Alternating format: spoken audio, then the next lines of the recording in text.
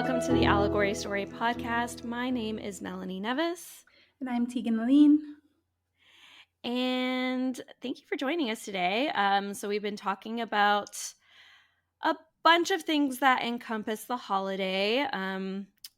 We've talked about winter solstice. We've talked about Saturnalia. Today we're going to be talking about Yule or Yuletide, or at least I'm going to hint upon it a little bit and then kind of go into something else that is related to that time of year, which is a roundabout way of introducing it. But I'm not going to say actually what it is yet. So, Ooh, suspense. Suspense. Build the suspense. Cool. So, Yule also sometimes kind of confused with winter solstice and Saturnalia because they all kind of happen in and around the same time of year. Mm-hmm. We know that winter solstice marks the longest night and shortest day of the year in the Northern Hemisphere. And it's one of the oldest celebrations in the world. What do you do to celebrate the solstice, Tegan? Do you do anything? Yeah, I do actually. Michael and I love to have a bonfire if we're just here at Nice. the house. Yeah. No matter what, solstice for us, there's always there's fire. Pretty much our house, we have 4 different places where we can have fires. So we try to Yeah. light them all up, unless it's really warm. Because to be honest, we get quite temperate winters at that time of year. So sometimes it's still pretty warm when that's I do happening. remember this. It was really warm when I was there last year. Yeah, it was. But we still like to do stuff like that. I always like pretty much from end of October all the way through to Christmas, basically. I will always have candles going in the house. I set up an altar for like our relatives that we've lost because I like to celebrate them leading up to the solstice. Through Halloween and into solstice. Yeah, we do lots of stuff like that. I also used to love going Nice. to the winter solstice festival in Toronto, in Kensington Yeah. Market. They used to do a lot of really cool stuff. Yeah, I would love. There's this really cool festival. I think it's in Scotland, and they do a huge. It's like full on like neo pagan awesomeness where they get right in with costumes and they do a hardcore like retelling of like the death and birth rites of like all of these ancient stories. And Cool. they do it on solstice at this like hilltop with like these like ancient stones every year, and it looks amazing. I'd love to go to that. Sounds very Outlander-esque. Kind of Just Outlander. as soon as you mentioned like stones, right? That's just where my mind goes. Think Outlander meets Burning Man, like legitimately, like in Scotland. In That Scotland. sounds great, actually. I'll try to find the link to this place and I'll show it to you. Yeah, It's really that cool. sounds great. It sounds awesome. It looks amazing. So I think today when people say Yule, it's kind of become almost synonymous with Christmas, and it's just like another word for it. But that really Mm. oversimplifies it. It Mm. specifically does have roots in a midwinter festival that is observed again by pre-Christian Germanic societies, and as you mentioned, these Germanic societies go into the Norse societies. Like a lot of things were considered pre-Germanic, and Old Norse itself is a Germanic Germanic language. Yeah. language. And I think, as Christianity spread throughout Europe, Yule was one of the festivals that was then absorbed into it. So a lot of items or a lot of aspects of Saturnalia were absorbed into Christmas as we know it today. So were a lot of items from Yule. So like the Yule log is something that you see a lot in Christmas. Mm-hmm. And that's just like, mistletoe and holly, the Yule tree, again, Yeah. candles. So like all of these things, like you see a lot of them in Saturnalia, you see a lot of them in Yule as well. It was a midwinter celebration. Again, there was a similar thing with Saturnalia where there were role reversals, and it was everyone was kind of free to celebrate. There was lots of animal slaughtering that would happen, just again with that seasonality of solstice. Mm-hmm. So I think that a lot of the Yule traditions kind of got absorbed, but we don't talk about it as much because Saturnalia became the mainstay for Romans, Right. and then Okay. that's kind of what you hear of more. It's just that with the Germanic language and like the Norse language, they still refer to things as Yule because their language kind of kept that going and adapted to that, right? Oh, that's so interesting. I didn't realize there was like such a strong correlation between the two, actually. Yeah, yeah. And now that I'm thinking about it, I also fill my house up with all the holly. I fill it up. I go out and I try to forage as much, respectfully forage as much like holly and mistletoe and things like that, because Mhm. it all grows pretty abundantly around here. Which is Yeah. all really depicted of like depictant, is that even a word, of Yule. And to double Yeah. down on all of this, and how kind of the lines just blur, I've never fully experienced a Yule log until I moved to France, but it's not a log you put in the fire. It's actually like a dessert here called It's the cake. the bouche Noël, and Mhm. it's amazing. It's like probably my favorite cake actually. Yeah. But Yeah, yeah, yeah. that's a really big tradition here at Bouche Noël, and there's specific patisseries people will like line up out the door for Mhm. that. So, And so I think that what happened is like Christmas became much more religious. I mean, it's obviously less religious now for a lot of people. It's much more commercialized and it's just like a feel for things. But I think that things like Yule and Saturnalia were very cultural, mm, whereas Christmas became very religious. But they still mm, took from these traditions, right? So um evergreens that we see represent everlasting life. They were traditionally during Yule hung around doorways and windows. They were mm, representative of the wheel of life, right? Or they'd interesting. be laid horizontally and then decorated with candles. And eventually this becomes your Christian Advent wreath. And mistletoe and holly was revered by druids, and mistletoe is a healing and protective plant, Mm-hmm. but should never touch the earth and has magical properties that are believed to be connected to the fact that it resides between heaven and earth. And holly is another evergreen. It's another Mm, protective evergreen, and that is the true. spiky bristles are believed to repel negative energies. So Mm, with you put that together with the mistletoe and the white berries and red berries of holly, and then there's this representation of the rebirth of the sun during this time of year. mm-hmm. The Yule tree, or like the Christmas tree, like lots of people deck their house again with evergreen trees, and then they would put firs and pines together, and these things symbolize rebirth, light, and life. So, like coming out of the darkness into the light.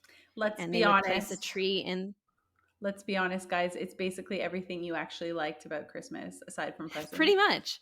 Yeah. Right? Yeah. Like, I used to love my old church. Used to fill it. They used to put like in my old Catholic church. They used to put tons of evergreen trees, and I used to love the fact that they would put trees inside the church. You know what I mean? But why do you think pagans put trees inside their home? Don't know. Don't know. Tell So me. it's so that the wood spirits could be kept warm in the cold winter months. Get out of here. And then it was also commonplace to hang food and treats on the branches, so your ornaments, right? That's where they kind of come from, for the spirits to eat. Oh man, Michael's never gonna let me get a fake tree after I tell him this story. But he's gonna be way more into the Christmas tree now, though. So that's exciting. Totally. Yeah. That's amazing. I didn't know that. Yeah. So Yule, we've been talking about it could be seen as, you're celebrating the longest night and everything like that, but Yule is about specifically it's the positive side where you're celebrating the return of the light. You're celebrating to the Mm, return of the sun. So that is why it's so traditional to light candles during this midwinter festival during Yule. Um, mm. and the red, green, and gold of the gold of the returning sun are Yule colors. So Christmas colors are Yule colors. Oh wow. Ta-da! Fantastic. It all kind of Yeah, makes sense. Okay. yeah, That's so interesting. I love it. Okay, so wait. yeah. So, okay, tell me how this connects to what we're talking about today. Well, we're talking about specifically, we're going to be talking about the Yule lads. So, really, it's just because Yule encompasses this time of year, this midwinter festival. Now, have you ever heard of the Yule lads? Like, again, my frame of reference, you know what I'm about to say. I know you know what I'm Sabrina the about to. Teenage Yeah, Witch. like this is my like my frame of reference for Yule lads is Sabrina the Teenage Witch, followed up by this encyclopedia of witchcraft that I have. It also has reference to Yule lads, but Mhm. I am now convinced after we've been doing this podcast, I'm convinced that the producers or the writers of that show just bought this book that I have and they like index referenced it. You know what I mean? So, Potentially. I will say that they put a very positive spin oh frig, on really? Gryla. Yeah, Oh yeah, they put a wow. really positive spin on Gryla. So the Yule lads specifically are Icelandic. They're part of Icelandic tradition. Oh, okay. So a Cool. little bit different. And I wanted to talk about them because, we've been talking about like these things that these events during the time of year, but they all have a lot of similarities. Hmm. And I think it'd be interesting to kind of break down a specific lore or story Yeah. that exists instead. So have you ever been to Iceland? I don't think I ever asked you. I haven't been. It's definitely a huge bucket list place Mhm. for me and Michael, but it's also been we've never been able to find one of they had those flights where if you fly between Yeah. Europe and North America, you could stop there. We've never been able to find one of those Oh, actually. So yeah. I and really we're dumb because for a good couple of years, Michael's old roommate for like 5 years, she lived there and we didn't go. We should Oh, that was dumb. have. Yeah, Sorry. I agree. Because it's really like for me, what kind of stops me is like it's expensive once you get there. Like the I flights know. themselves are actually not terrible, but it's expensive once you get there. So it's one of those Mhm. places where I feel like in order to do it justice, you kind of want to save up enough money so Yeah. that you can fully enjoy yourself. Yeah, if we're gonna go there, I don't want to just stay in the capital. I want to like explore, and there's a lot Yeah, that you goes want to into rent exploring a Iceland. vehicle and truck around there. And really, I think there are certain places in the world where you go in that case and you explore it and you understand where this folklore of elves and hidden people and fairies come from. Like Oh, you really 100%. begin to understand it with that connection to the land. And I feel like Iceland is one of those. I totally get what you're saying. This is exactly what I felt like when I was in Scotland, because Scotland's another Yeah, one of those spots, right? Like, exactly. and the minute we were Exactly. in actually, I've been very connected to fairies since I was like little. Like, before I got into any esoteric stuff, it started with fairies and not the cutesy kinds that are dressed in flowers that, like, most Hmm. people. I was No, no, always no. from The the trickster ones. from the out of the gate, I was like always like the first book I read, it took place in Ireland. It was very much closer to the lore, the true lore, than the kind of Hmm. like Americanized lore. And pretty much ever since then, like, anybody who follows me on my healing account, Ravive Holistic on Instagram, knows that I talk a lot about my fairy oracle deck because I've actually had them since I was 13 years old. I've had the same deck and I've been using the same deck since I was 13. And they Nice. like literally have conversations with me sometimes. That might sound crazy, but it's true. So I love fairies. And when I went to Scotland, I was like, I know this. I fucking know this energy like in my bones, you know? So I know exactly what you're Yeah. saying about Iceland. Yes. Yeah, I think that it's one of those places. And well, I'll kind of go into people in Iceland today and like whether or not they still believe in this stuff a Mm-hmm. little bit. But Interesting. uh, let's go into the Yule lads because they're Mm-hmm. connected to two other figures as well. Okay. So this is just during the time of year that these boys come out. And today, they will sometimes be called, the 13 Father Christmases because Oh, they're like merry, mischievous fellows that take turn visiting kids. The boy. 13 nights leading up to Christmas. So again, Oh, like this okay. this Yule area is this midwinter area. So 13 nights leading up to Christmas is when the Yule lads come out to play. And on each of these nights, the children take one of their shoes and put them on the windowsill. And for good boys and girls, the Yule lad will leave candy. And if not, uh, they fill a shoe with, any guesses? Coal. No, No. worse. I think Oh. it's worse. Rotting potatoes. Oh, I was gonna say poop.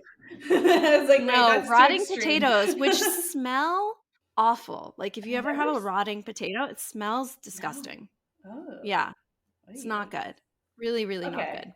So this is like the modern rendition of what the Yule lads are. So, Oh boy. kind of like Snow White's seven dwarves, each of them has their own distinct personality, Okay. Oh, that's and so interesting. their names remained very much a point of interpretation and debate until recently, because they have their distinct personalities and their personalities have kind of stuck throughout times and they haven't really changed much. But it was like there's been a little bit of there are different tales and stories in which their names are different, but a popular poem about the Yule lads by someone named Johannes Urqutlum, Hmm. which first appeared in 1932, kind of made their names and numbers much better known. And the Hmm. names of the 13 Yule lads that most Icelanders know today are all derived from that poem. And I'll Oh, go into those interesting. names in a little bit. So Okay, these lads are cool. siblings. They are the Mhm. sons of Gryla and someone named Lepaludi. And Gryla is described sometimes as like a witchy sorceress, but most often is described as a giantess or a troll. Oh, And she's interesting. got a bit of an appetite for For mischievous children. I was gonna say for what? Yeah. Oh boy. For mischievous children. So in Sabrina, Gryla tries to adopt lost children because her children were, I forget, were they killed in Sabrina or something like that? Yeah, I don't something remember like the that. premise exactly. So she's always on the hunt for like For orphan children unwanted and children, yeah. unwanted children Quote to look after them. quote unquote Okay, unwanted. Not my word. Gryla in actual Icelandic mythology and folklore is a troll like creature who likes to eat mischievous children. Yeah. Yeah, So doesn't look after they them. put a nicer spin on it, Yeah, right? they put a much nicer spin on it.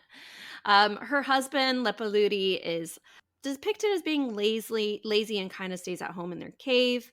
And the family also owns Yula the Yule cat. Now, I Ooh, will who preface dat? this by yeah, the Yule cat, which I'll go into that too. I don't speak Icelandic, not even close. So where possible, I'll say the names of these things, but where possible, I'm just going to go with the translated names. So I'm not even going to attempt the Icelandic versions of the Yule lads That because I tricky. just can't.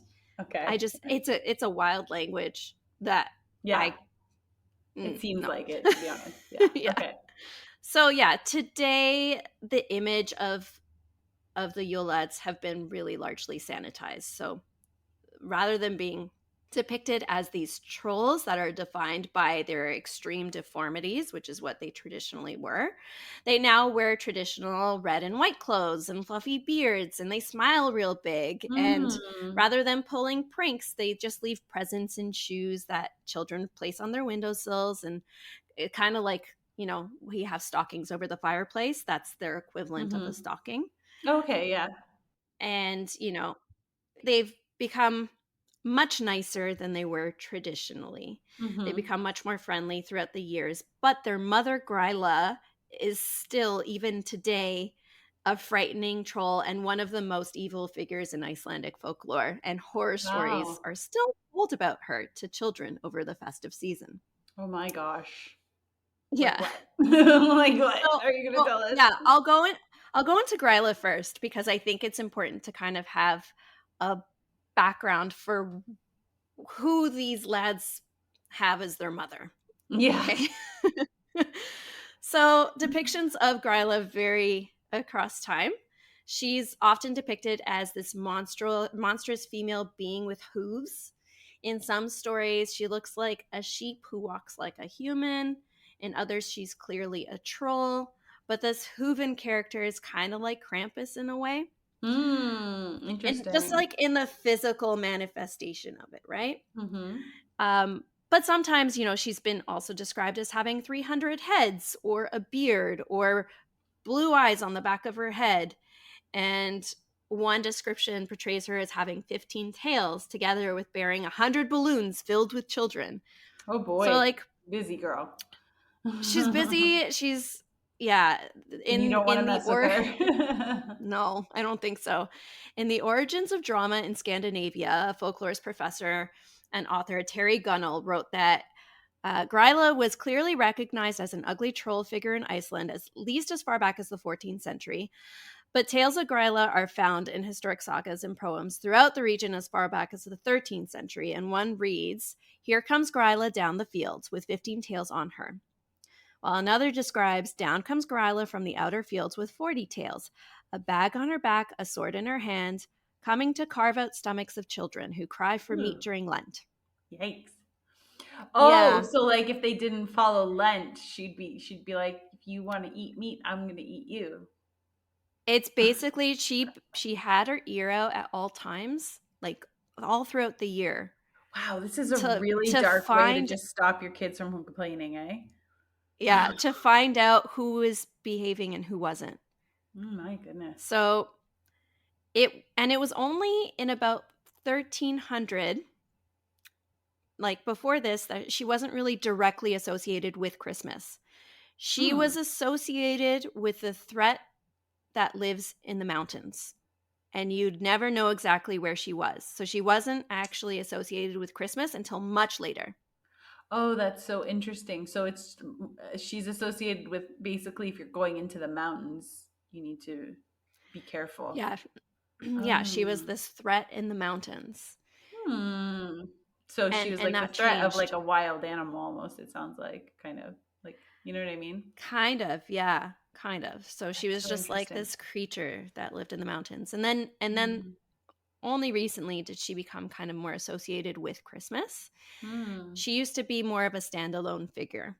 Throughout the year, and this is what I mean, throughout the year, she collects whispers about children misbehaving on the island. So she always has her ear to the ground and is always listening in to find out. And then when winter sets in, that's when she goes out to gather them, because Hmm. that's when the nights are longest and trolls turn to stone in the sun. Oh, is that the trolls turning to stone in the sun? Is that an Icelandic thing? I don't know a lot about trolls. Yeah, yeah, they turn to stone in the sunlight. And I don't know if that's specifically Icelandic, but it is something that I've heard of trolls like growing up. Mm-hmm. Okay. Yeah. So Interesting. she has this insatiable appetite for misbehaving children. And each year, of course, she can't, there's like no shortage of kids who misbehave because, Because they're they're kids. kids. let's So she collects them let's up in a punish sack. them for not being depressed yet. Yeah, pretty much. She collects them up in a sack and then cooks them in a pot and turns them into a giant stew that sustains her until the next winter. She sounds like a bear almost. Not in the eating Yes. humans part because bears don't actually really do that, but the idea of like eating something that sustains you over like through Yeah. the winter and yeah, anyway. Yeah. Yeah. That's So, interesting. I mean, Gryla is terrible enough if she were to work by herself, but very sadly Oh. for Icelandic children, she doesn't, because she has the Yule cat that I talked about Oh earlier. no. What is the Yule cat? And Now I'm scared. I thought it was gonna be cute. No, I don't think no, so. the Yule cat's terrifying, and also has an appetite for human flesh, but it doesn't just really seek out those who have Well, that misbehaved. tracks. Okay. Yeah, because cats are sadistic little fuckers, right? We So both this have one. We cat, both know. yeah, this cat who is enormous, it like towers above the tallest of houses, like giant, giant cat. It will happily prey on any child who did not get new clothes to wear for Christmas. Wow. Now I love this story because I'm like, I always want new clothes. So I could say, Mom, Dad, the cat's gonna eat my flesh if Yeah. you don't get me a new outfit. And I'll go into why I think this is a little bit later. Okay. Now, a quick note to say that Gryla's latest husband, because she's had three, her Oh. latest husband is probably the least threatening member of the family and exerts absolutely no influence over her evil tendencies. That And sounds he's real. described as being lazy. Yeah. That's This why I may said also sounds real. be this may be out of fear for what happened to Gryla's previous partners, who she apparently ate. Oh, cool. Okay. So wait, So who did the Yule lads belong to? Like her they're last husband? Grylas. They're Gryla, Oh, but that I don't know. That I oh, don't okay. know. Okay. Because at one point, Gryla was a standalone, and then they kind of became morphed together. And Interesting. she takes Okay. care of the Yule lads in her home now.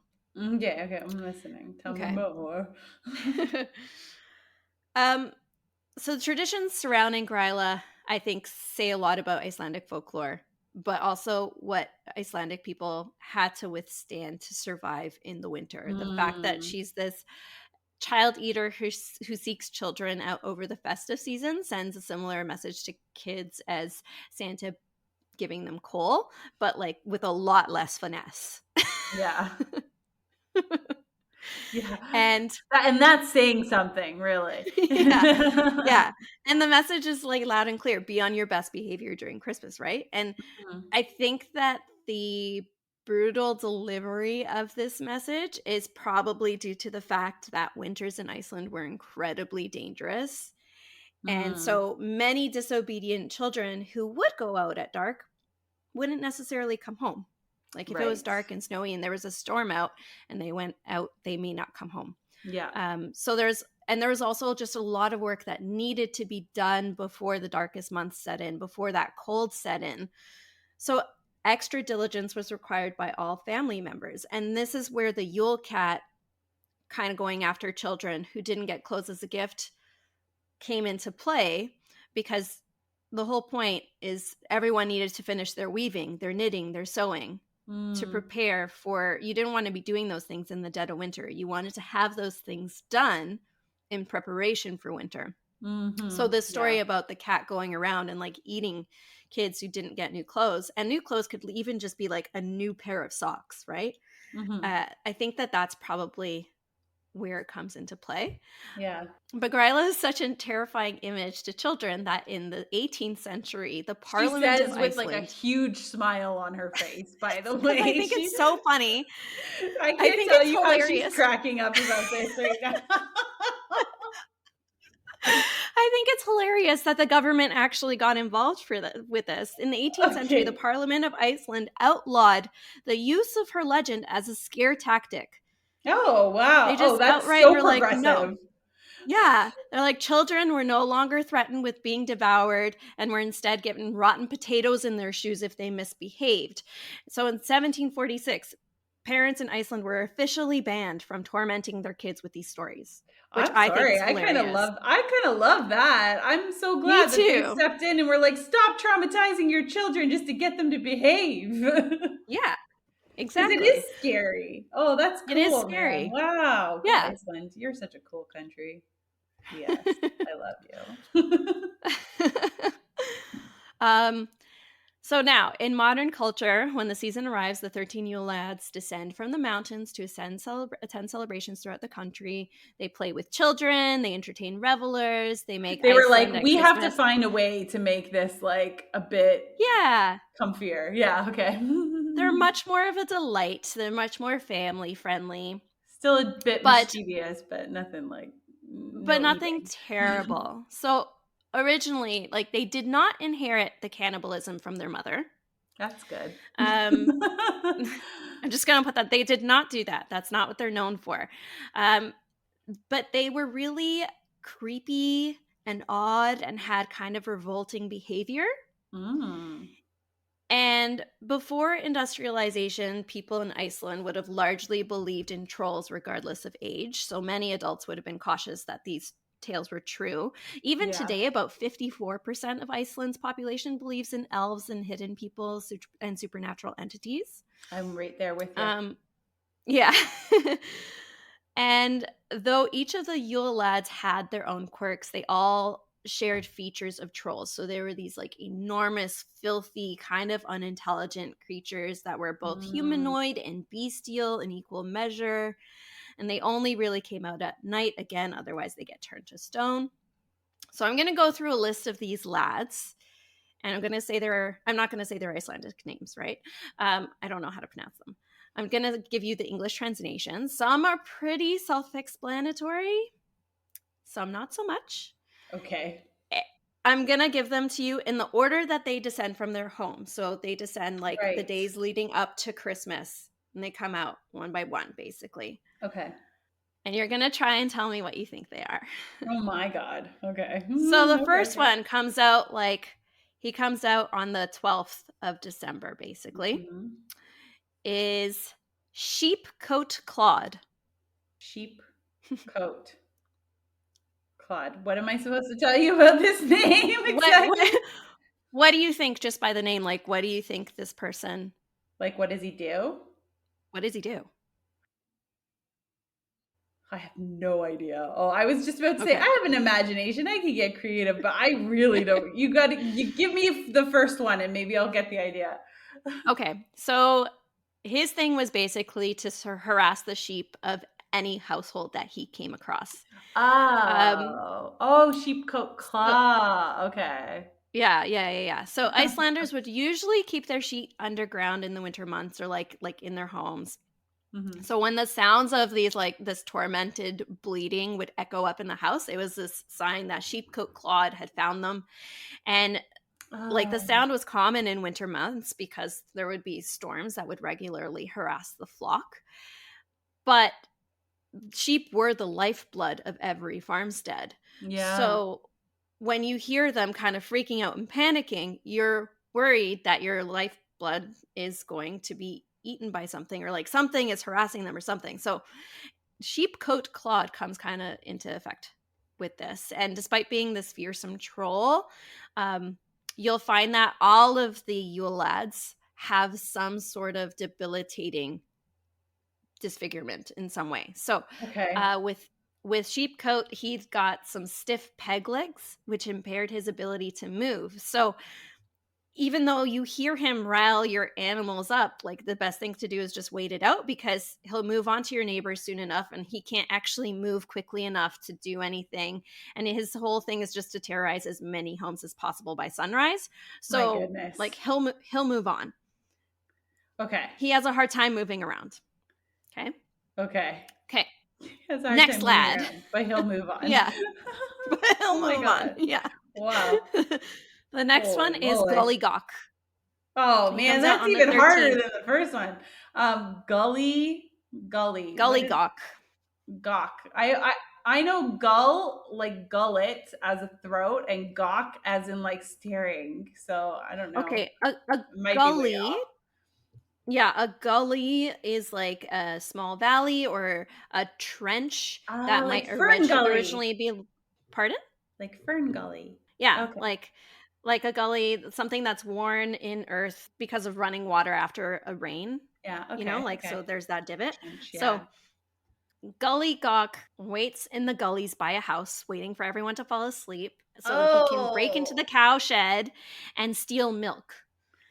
And Oh. this is a big deal because They need the milk. milk is a key ingredient. Yeah, it's a key ingredient that's used to enjoy a lot of sauces over the festive season, but also Icelandic yogurt, skyr, is You can't not really, have yogurt.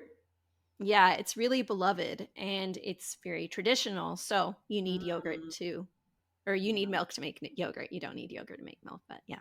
yeah. Yeah. And Okay. like wealthier Icelanders owned cows, like only the wealthy did. But a lot of poor people historically would live on the farmsteads of the rich. So traditionally, Right. this means that everyone is affected by the troll's antics, Oh, yeah. Okay. right? Like everyone would be affected by this. Mhm. Number 3 on day 14, Stubby. Oh my God. Stubby. Okay, I'm gonna assume he's got. I'm from Hamilton. I'm gonna assume he's got some missing fingers, some missing toes. Maybe he cuts off your fingers. Maybe he cuts off your toes or Okay. limbs. Okay. Something to do with Something, creating something. stubs. Ah. He's short and he Oh, steals food from frying pans. am I way off base? Stubby is a horrible thing to call a short troll. Yeah, He's probably just the yeah, height of us. yeah, it's not none of these names are very nice, okay? But And he these steals trolls food are from also are frying not. pans, did you say? Yeah, so, like, historically, this is not a very My or, new like nickname. okay, yeah, this doesn't seem like a really terrible crime, but historically, pots and pans are really valuable in Iceland because there are no iron reserves in the country and Mhm. that it never had a mining Yes. industry of its own. Right. So these goods had to be imported. They were really expensive. And for poorer families, they were the only possessions that they'd have that'd be worth anything. So stealing food and like stealing frying pans and stuff, that was a really big deal. So he would steal food. Okay, wait. He would steal food or frying pans, not food out of frying pans. I thought you No, said feel food.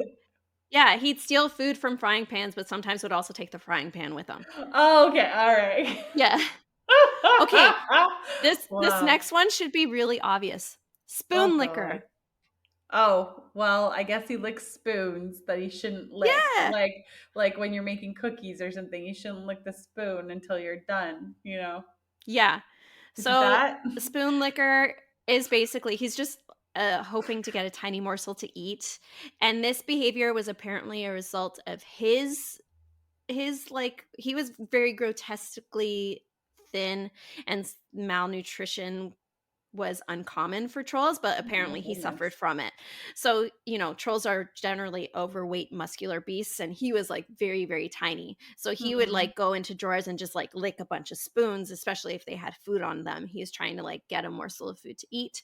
Um, I don't really know what the lesson is. Maybe it's just that kids need to like do their dishes and clean their cutlery. I don't know. But Or that's what spoon eat. liquor did. Yeah. Oh my gosh. That's kind of a sad one. Yeah, And he's day 15 or 16? No. he's Wait, what? 15. 15. Okay. Yeah, he was 15. So now we're on 16. Pot scraper. Okay, so he scrapes pots for kind of similar thing, scrapes pots for like Similar the thing. less leftover food. He steals unwashed pots and licks them clean. Oh, So well, he's welcome. Just put the pot back after, but you go forth, friend. My I think dishwasher's that not this working. My was water got shut off today. yeah. So he'll clean up pots of sauce and chunks of roast meat and Oh, I know him. I saucepans think and I'm married tradition. to that one. Oh, I know. I've seen Mick lick plates at restaurants. Oh my god, I'm gonna start calling him pot liquor. I respect that though. I Yeah. respect the fact that he does Everybody that. everybody does. I've never met somebody who doesn't find it incredibly endearing, and it's really It's funny. it's so endearing. It's great. He really likes the food, you know? He really likes the food. It's a good sign. If Mick's licking a bowl of food that I made, I'm like, "Hey, this is not so bad." It means No, it's yeah. actually good. Yeah, absolutely. Um, Oh, that's funny. I Pot think that liquor. this was because, in and we've kind of touched about it before, but in the winter, you don't wanna risk it to go outside and hunt or, like, to go outside and fish in the middle of winter. So, you have to be careful and make sure that you are eating all of the food that you actually do make. Oh, yeah, true. You don't wanna waste. No, you don't wanna waste food. I think this is really to encourage children to finish their meals. Otherwise, any leftovers will bring pot scraper to your door. I'm just laughing so hard because while we were talking about that, Michael absolutely just popped his, like, head in through the door here and was like it's almost like he was beckoned, you know what I mean? That was so funny. And he had this look on his face like, "What am I Hello? doing? Hello?" What did I do now? Yeah. Oh my gosh. Day 17. Yes. Bowl liquor. Oh, wow. There's a lot of okay, so there's a spoon liquor, there's a pot liquor, there's a bowl. Okay, so he's more like the bowl liquor though, not a Yeah. pot. I mean, he does both. Like, let's be honest, if Yeah. he's at home. Okay, so Nollycock is stealing milk. milk. Stubby is like munching on crusts and pans. Pot scraper is scoffing down leftovers. Skinny spoon licker is like doing exactly that. And on the hunt for an easy meal is bowl licker, but his method is creepier than the rest. Oh, oops. Sorry. Take it back there. So each night he would lay beneath a child's bed, waiting Ew. for them to finish their nighttime soup or pudding, because it was like probably it wasn't really like a midnight snack. It was probably just a little something that they'd have before bed to like get them warm. And when they finish, Bowl Slicker apparently like comes out and snatches up their little bowl and guzzles down whatever's left in there. These guys don't sound so bad. Like they don't sound great. The first one's the most extreme, but they don't sound great, but they don't sound bad. They're a little creepy though. Like they're a little creepy. He's heard himself being beckoned multiple times in this. um okay, yeah. And I think again, probably to get children to go to sleep when they're asked and to like not get out of bed for a midtime snack is where bowl liquor came from. I don't know. Then door slammer though. Door slammer is day 18. Oh, I feel like I know that one from Sabrina. It just goes around smashing all the doors and like startling people. That would scare the crap out of me. Yeah. There's That no happens in rhyme my or house reason for this. all the time. I think, yeah. Well, I think that's exactly it. When it gets windy or like, yeah, when the wind picks up, you have shutters slamming and things are like rickety. And I think that this is basically what would happen. And in order to explain it, they kind of came up with door slammer, Yeah. right? Yeah. Like winter storms. That makes sense. That's The exactly why they happen skier in my house. gobbler. Yeah. Skier, like skiing? Skier. No, like skier is the name of the Icelandic yogurt. The skier Oh. gobbler. Oh, so this guy, okay, I feel like I'm getting the hang of this now. They've gotten easier. This guy's coming Yeah, into your house and trying to eat up all that sweet, sweet yogurts. pretty much. What a dick. What a dick. The family needs Sausage that yogurt. swiper. Oh man, my goodness, this is making me so hungry. I can't. I'm so sorry. I sounds like he swipes sausages. Yeah, he hides in the rafters. That's me. And like as soon as he's left to his own devices, we'll steal them away while they're being smoked. Okay, day 21 is a little creepier. Window peeper. Ew, no. So he just creeps around and like watches through the windows? Yeah, he like creeps outside and sometimes steals the stuff that he sees on the inside. Oh wow. Now, remember, What's like Iceland has really dark winters. There's only about 4 hours of sunlight a day around right. Christmas. Right. So I Oh, think I can't again, this imagine. is just something else that was used to scare children from going outside in the dark winters. And Yeah. like also a reminder that the child eating Gryla has eyes across the country looking out for miscreants, right? So he's Oh, kind of like an right. informant.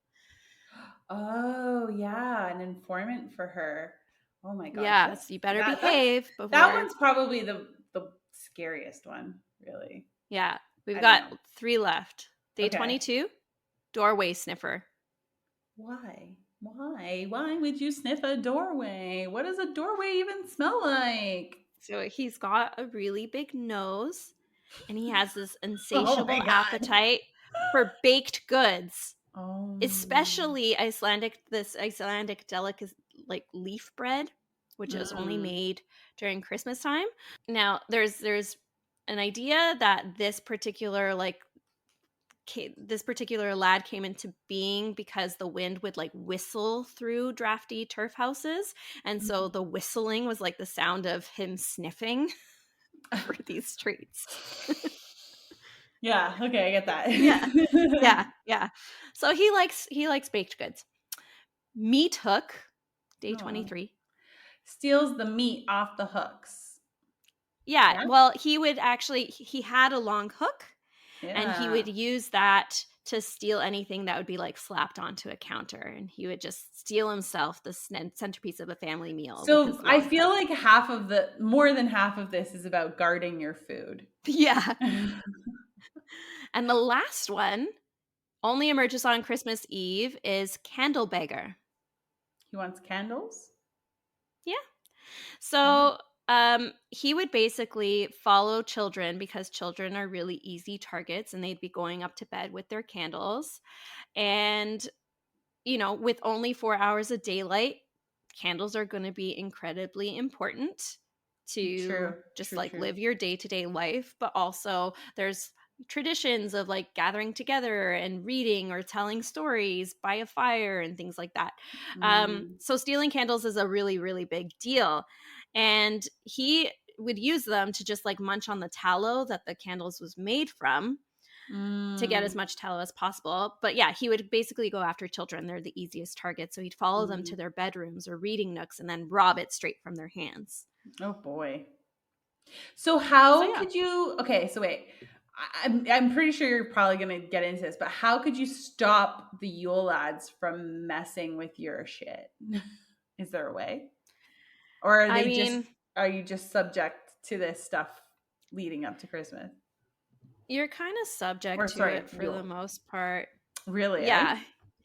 Yeah. Because I know on the show on Sabrina, that's why they had the Yule log going was to like stop people. And just wondering if that applies because that's when they come in.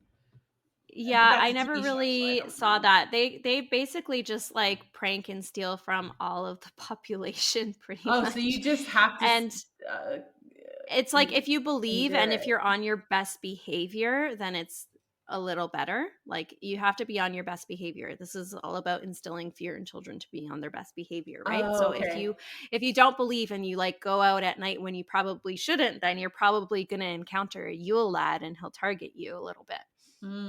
Interesting. Interesting. Yeah. Wow. But like they just like go from house to house and their point is to harass as many households as possible. Okay. There's not like there's not a whole lot that you can do other than make sure you don't have food out and make sure you like don't leave a mess. Make sure that you actually clean up after yourself, right? Hmm. Um I think that that's the biggest thing. So, Interesting. yeah, lots of food related crime. They're much more family friendly now. They actually like give candy and give gifts rather than steal. Um, Candlebagger is the last Yule lad now to give presents to Icelandic children, and usually whoever's dressed as Candlebagger would like give a candle, which Hmm. makes sense. He's stolen so many. Oh, so And people then would once it's over, oh, so people will actually dress up like them and kind of mess with their kids? Um, like they're nowadays they're celebrated, right? So like Okay. I said earlier, they wear red and white. They've gotten bushy beards over Oh, yeah, time. They never right. You really did used to say that. have bushy beards. Yeah. So there are celebrations where the Yule lads kind of come out and they make the entire atmosphere much more jovial. Okay. Yeah, I And get which it. is why they're sometimes referred to as like the 13 Father Christmases now, even though they're Right. not at all like that. Right. Well, it So sounds like all of our favorite Christmas cheery moments come from originally pretty dark origins. So, I mean, theirs yeah, are not the worst. It's still yeah, kind of exactly. funny. So like Yeah. there were once all of this is over, then it's they return to the mountains that they call home in northern Mhm. Iceland. So yeah, they return home to Gryla, but she didn't get connected to Christmas until much later, and the Yule lads and the Yule cat, which had been standalone Christmas characters, only became part of her creepy family in relatively recent centuries. Prior to that, Gryla was really a personification of winter and darkness and snow getting Mm. closer and taking over the land again. And she Mm. represented the threat of winter. She was also seen as actually controlling the landscape. And Icelandic people understood themselves to be more like tenants of a harsh environment. And, Iceland is filled with glaciers and volcanoes, and It's a very there's harsh earthquakes. environment. And Yeah. we were just like kind of like when we were recording the solstice episode, we were talking about the days getting shorter. And I know for us back home, it's like they start to get like the sun starts to set at 4 o'clock and it feels Yeah. incredibly early. And I can't imagine living in a time like in a part where there's only 4 hours of sunlight, or even there's days where there is no sunlight. You know what I mean? Yeah. Like, Yeah. yeah, it's It's intense. It's intense. Mhm. So I think that, like, they'd view these mythical creatures like Gryla as the ones that were really running the show because they were Mhm. just like inhabitants of this land. They're like Right. tenants of That this makes harsh sense. That environment. makes sense considering Yeah. everything that's happening. Yeah, Mhm. exactly. And Wow. all of these Yule lads and the things that they're after, it really is to try and make sure your kids don't go out at night when the weather is really harsh and brutal. It's dark, there might be storms. It's trying to make sure that you eat all of your food and you don't waste any because you can't afford to waste any. It's Mhm. about having to actually clean up after yourself and just actually learn how to, do your chores and things like that. Yeah. Um, Practical, and but very understanding the important. value. Yeah. Yeah. Yeah. It's just a really dark way of, instilling these lessons. I mean, But we that's know everybody's essentially, senses of humor have changed over time. yeah, it's true. But it is like it was a way to protect them. You protect them by scaring the fucking bejesus out of them. I think, you know what? I think it's present in a lot of cultures throughout Mhm. throughout our world. Using story to instill moral things is very like Yeah. common, and scaring kids because I also think that in a way that kids do have a mindset where if you just try to say things to them in a logical way. This is debatable, of Yeah. course. And I No, tend it's true. Don't to touch the oven, it's hot. Okay, let me touch it. Like, we've all done that. exactly. I tend to speak to all of my friends' children's like adults, and they tend to receive that fine. But I mean, yeah, I did that exact thing as a child. My mom said, "Don't touch the stove; it's hot," and it's like the first thing I did. So, I like, think we all did. I think that's kind of part of growing and learning things. But there are some things when you're a child and when you're in those way back periods of time where you said like they felt like they were just kind of like living and the entities were like running the show. There's things maybe you just Mhm. don't want to mess with. So maybe putting a more like superstitious, like scary twist on it is like the necessary evil in order to get them to, like not disappear. you Yeah. know, I get it. I get it. Yeah. Yeah. That's Yeah. wild. That's wild. Yeah. So in Hmm. the 20th century, the Yule lads became sanctified, Hmm. I guess I Yeah. want to Caught say. that. And in more recent years, Iceland as a whole, led by the National Museum of Iceland, have kind of worked to return the Yule lads to their pre Santa roots. So they're trying to get them dressing in 17th and 18th century ragged clothing, bringing back more the brown and black wools and like local colors So rather than this interesting. like red and white, Yeah. and trying to debeard their white beard because the trolls originally didn't really have those. Yeah. Um, but children are still truly terrified of Gryla in Iceland, and I think it's really interesting and cool because it's a living folklore.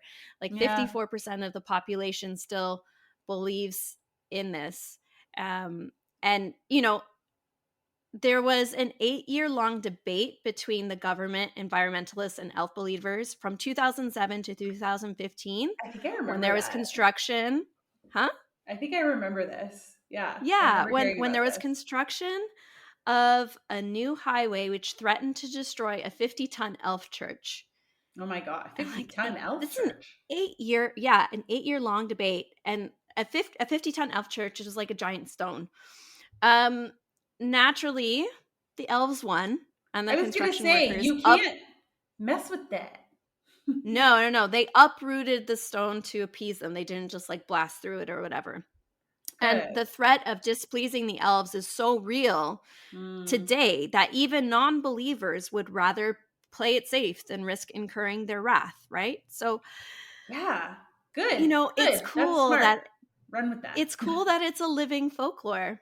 And I Yeah. was It is reading really cool. I was reading a Vice article actually, and the Icelandic person being interviewed we know that this became illegal in the 1700s for parents to use Gryla to scare their children, but he said that he does it anyways. And I think that a lot of parents probably do there. And one time, apparently, he called his home and played a prank on his family by pretending to be a Yule lad. And when his daughter answered the phone, he told her that his mother, Gryla, was angry at her for being disobedient. And he said that she hid beneath her bed in the bedroom and that she was very good and obedient after that. Oh my God. It worked. It I worked. know you're talking about this being a living, and I know, okay, this is so Hollywoodized and sensationalized, so I apologize. But the whole time you've been talking about this, I just keep thinking about the Eurovision movie. Me too. No, no, no. It's fine. because I Yeah. because I actually love, like, I knew about this before that, but I love Mhm. that they featured that in the movie. And Rachel McAdams, who's Canadian by the way, is the one that's going to bring these I think it's elves, little Yeah. Yeah. drinks, The elf and houses. she's bringing them drinks and breads and stuff. And then, like, spoiler if you haven't seen this movie, towards the end they like literally like off a guy Yeah, for they them. throw the knife in his throat, and he's And like, then "Oh, I you just think see the the elves door took it too slam. far. I The love elves it. took it too far." I It's so know. good. It's but so that funny. but I felt like they did a really good job of kind of representing that energy in that, Yeah. even though it's an American movie and then it's a comedy and like it's not even about that, but I thought that was really good. Yeah, I know, because I thought about I was doing all this research, and I kept going back to that as well. Oh, really? Because Yeah. this whole time you were talking about, I kept thinking about it, and I was just like, I don't know if I should say that or not, but I just Yeah, absolutely. If you didn't, I was going to. I oh, was gonna okay. totally reference it. It's really cool. I love it. I like that.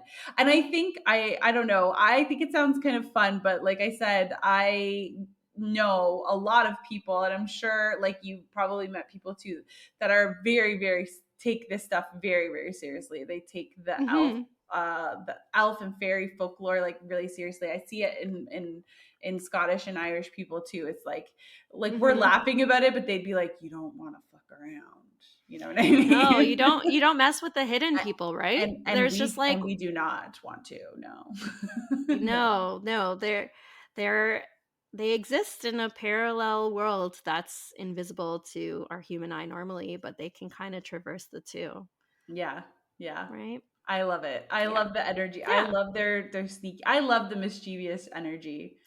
Anytime something really funny and dumb happens to me, like, okay, for example, I've been talking about this on my Instagram a lot the last couple of weeks, through Halloween actually. Um, we were in that period where like the veil was like thinning, you know, that concept of like Mhm. the veil thinning, and weird things were happening to me like left, right, and center and sideways, including this one day where I'm like walking through my closet being like, I need to find this specific jacket because, you know, I had to take pictures of it. And I was like looking for the jacket. I pull out all the other clothes. I hang them up on the hanger, and I'm just like, I can't find this jacket. And I'm freaking out, and I'm going through the laundry hampers, and I'm like, I haven't worn it in months. Like it shouldn't be dirty. And I'm like, ugh. I walk into my bedroom, and no shit, it's like hanging on the hanger. Creepy. Like, did I do that and forget about it? Or so when things like that happen to me, I'm for sure, I always think it's the fairies, 100%. Yeah, I think my work is haunted sometimes, but I am a believer to the nth degree. I lost a cell phone for 2 years and it came back. I lost my cell phone this is when I lived at 294. So Okay. Mel and I have mutual friends from when I lived in this house, and I had a phone and I lost it. And I tore my room apart looking for it, including I used to have these storage boxes on top of my like the place where I put all my clothes. And I had Mhm. storage boxes that had like sweaters and stuff in it. And I literally went through those boxes 4 times looking for them. Never found the phone.